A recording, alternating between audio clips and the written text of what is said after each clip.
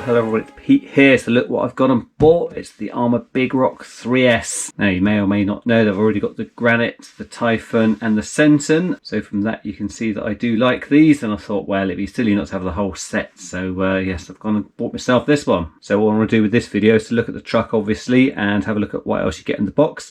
And then what I want to do is go through all the top tips that I've learned from having the 3S range and summarise them in this video. So I've done a lot of top tip videos for the Senton and gone into quite a bit of detail, but what I want to do here is do an abbreviated version all in this video, and I'll put some links into the videos where you can see those top tips in more detail with the Senton videos.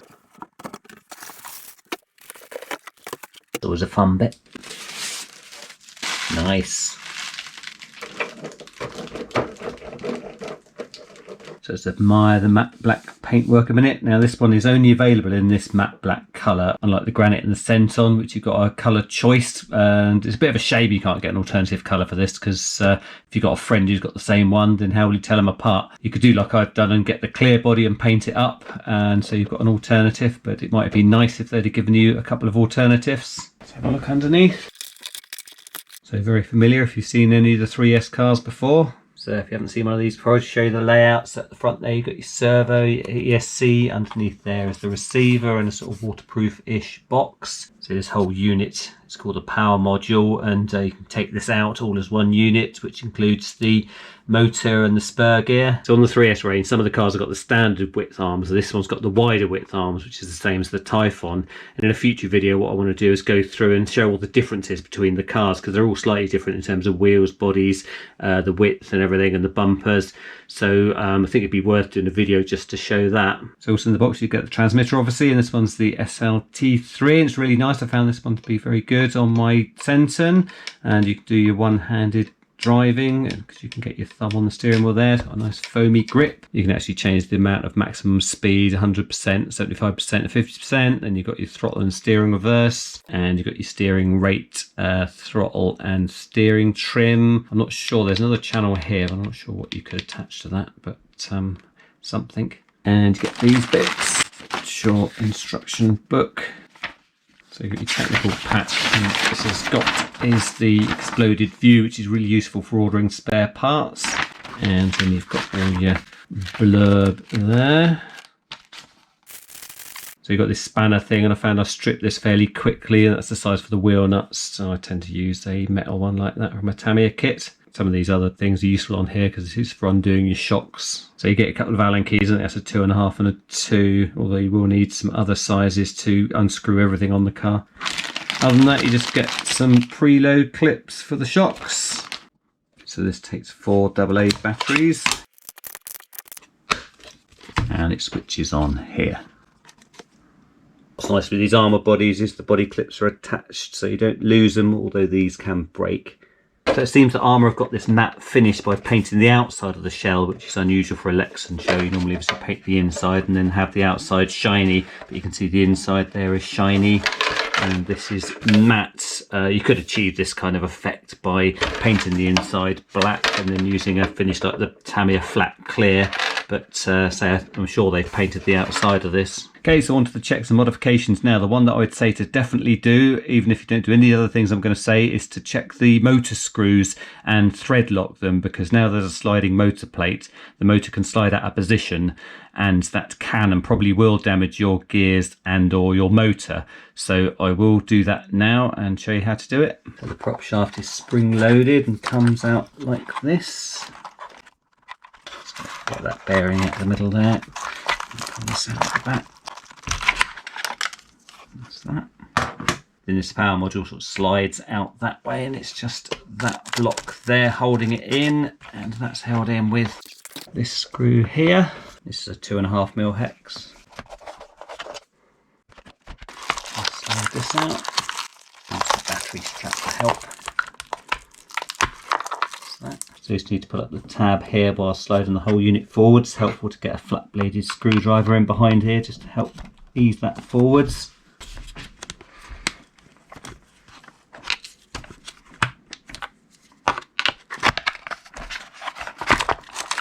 Just going to detach the motor wire so I can take this out of the car completely.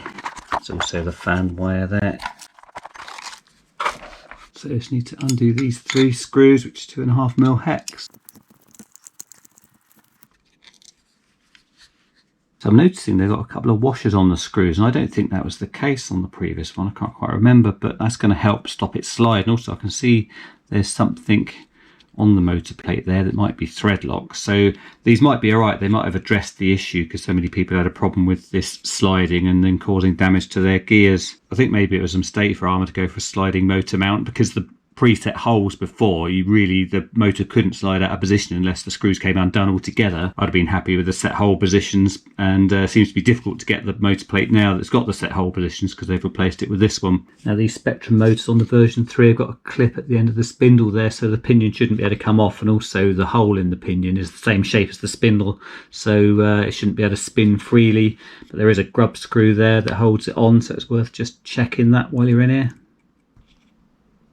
That's how the mesh should be, just a little bit of play. Let's undo these. So all I'm going to do is put a bit of thread lock on the screw and the washer.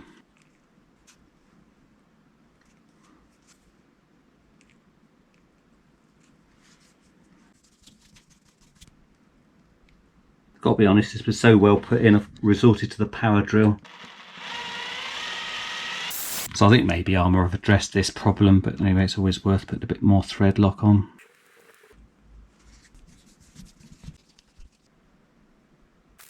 One thing you check while you're in here is the tightness of the clutch. You can do this while this is in the car, but it's a bit easier while it's out like this. So there's a 2mm hex down there. They say fully tighten, then loosen 1.5 turns. So let's tighten up fully. Okay, and then I'm just going to turn that a turn and a half back. Okay, that's right. One thing to do if you've got a version 2 is that there's a hole there and you can sort of fill it in, because otherwise dust might get in. But on the version 3 they've filled that in. Just check I haven't knocked the mesh out. That's still in the same position it was, so that's fine. So when this goes back together, the longer end goes towards the motor there. And that one goes on the back. With the thread lock, give it a bit of time to dry before you go out and run it. Usually just put a bit of grease around the bottom of here, just to stop dust from finding its way underneath.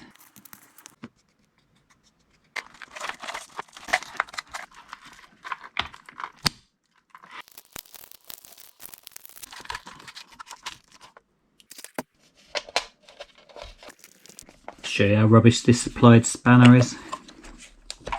That's just going round the nut. Rubbish. So it's even quite difficult on these Tamiya spanners because it's quite a recessed nut. So what you really need to get yourself is a 7mm socket.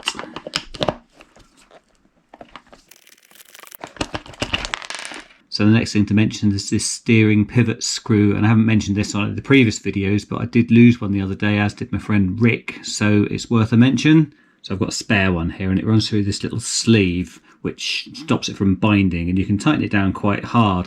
What I'm going to do is to put a bit of super glue on just to make sure it stays put. Just make sure you don't get any glue under the head of the screw, because that needs to pivot there.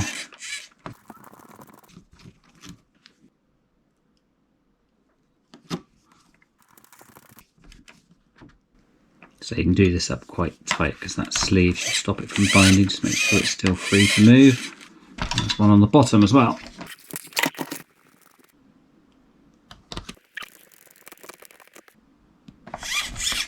So the wheel nuts are nylock, which means they've got that little bit of plastic in, which should stop them from shaking free. But I have had wheel nuts come off, even having checked them before the run. So it's worth putting a bit of thread lock along the axle there, just to sort of make sure the nuts don't come off. So something I did cover in the Senton unboxing video that needs looking at is where the axle attaches to the drive shaft. There's a screw and you need to thread lock it.